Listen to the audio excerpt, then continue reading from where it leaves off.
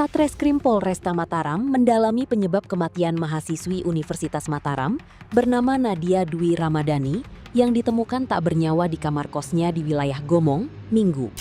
Kasatreskrim Polresta Mataram, AKP Dharma Yulianto Putra mengatakan pihaknya sudah melakukan olah TKP guna mengungkap penyebab kematian mahasiswi asal Kabupaten Sumbawa Barat ini.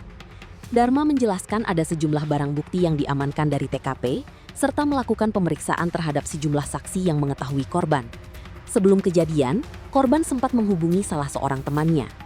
Mantan Kasatreskrim Polres Lombok Timur ini mengatakan, jenazah korban sudah dilakukan visum luar di Rumah Sakit Bayangkara Mataram. Belum dilakukan otopsi karena masih menunggu hasil koordinasi dengan pihak keluarga. Sebelumnya, Kapolsek Selaparang Ibtu Zulharman Lutfi mengatakan, peristiwa itu pertama kali dilaporkan warga setelah korban ditemukan dalam kondisi tidak bernyawa di kamar kosnya. Korban pertama kali ditemukan oleh rekannya yang merasa curiga karena sudah beberapa waktu tidak dapat menghubungi korban. Berdasarkan keterangan saksi, korban sempat menghubunginya melalui aplikasi WhatsApp pada 16 Mei 2026 sekitar pukul 2 pagi WITA. Saat itu saksi masih berada di Jakarta dan dalam perjalanan menuju Lombok. Setelah tiba di Lombok pada 17 Mei 2026 sekitar pukul 5 sore WITA, saksi kembali mencoba menghubungi korban. Namun, telepon seluler korban sudah tidak aktif. Sekitar pukul 21 malam, saksi bersama sepupunya mendatangi kamar kos korban untuk memastikan kondisinya. Karena merasa curiga, saksi kemudian kembali bersama beberapa rekannya. Mereka mengintip ke dalam kamar melalui ventilasi menggunakan senter dan melihat korban dalam posisi terlentang. Saksi juga mencium bau tidak sedap dari dalam kamar. Kejadian tersebut kemudian dilaporkan kepada kepala lingkungan setempat yang selanjutnya menghubungi Babin Kamtipnas, Babinsa, dan pihak kepolisian. Mendapat laporan itu, Polsek Selaparang bersama unit identifikasi Polresta Mataram langsung melakukan evakuasi serta olah TKP. Lalu bagaimana kesaksian dari tetangga kos Nadia? Kejanggalan apakah yang ditemukan dalam kasus ini? Selengkapnya hanya di Saksi Kata Tribun Lombok.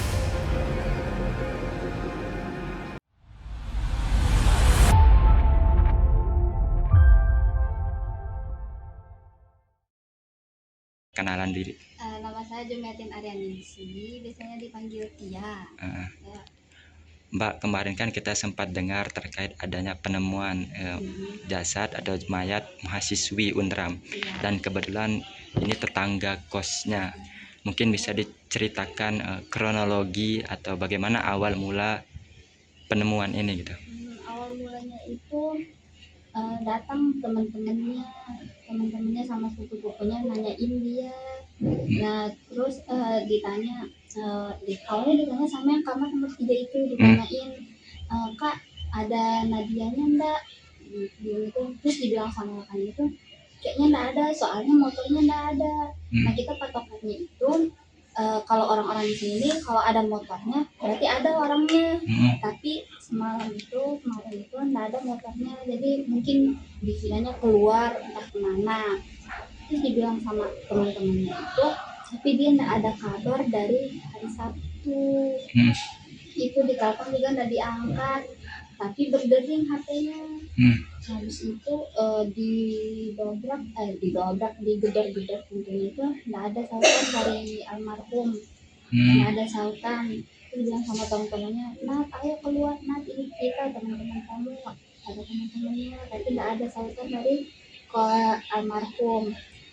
Terus karena penasaran awalnya mau didobrak, cuman dilarang, jangan dulu didobrak, tunggu aja penjaga pos bawa kunci cadangan. Gitu.